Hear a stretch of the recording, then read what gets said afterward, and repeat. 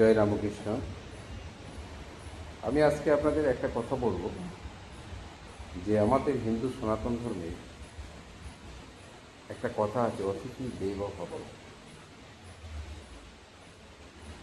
তো বেদান্তে একটা কথা আছে, অহম ব্রহ্মস্মি অহম প্রত্যক্ষ ব্রহ্ম বৈষ্য।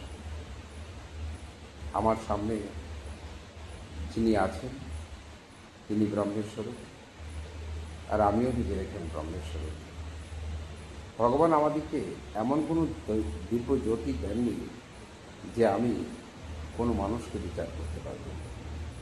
তাই আমার সামনে যে আসবে তাকে আমি ব্রহ্মরূপী ভগবানরূপে পূজা করার চেষ্টা করব। কবিগুরু রবীন্দ্রনাথ ঠাকুর বলেছেন যে দেবতা মন্দির মাঝে ভগত প্রবীণ জপিতেছে জপমালা বসে নিশিদিন হেনকারে সন্ধ্যাবেলা ধুলি মাখা দিয়ে করে একটা কবিতা আছে কবিগুরু রবীন্দ্রনাথ ঠাকুরের। সেই কবিতার মাধ্যমে কবিগুরু রবীন্দ্রনাথ ঠাকুর বলছেন যে একজন সাধক মন্দিরে বসে সাধনা করছেন, তার সাধনায় তৃপ্তি হয়ে ভগবান তাকে দেখা দেবার জন্য আসছেন। ভগবান কীভাবে তার কাছে দেখা দেবার জন্য আসছেন না ভিখারির বেশে।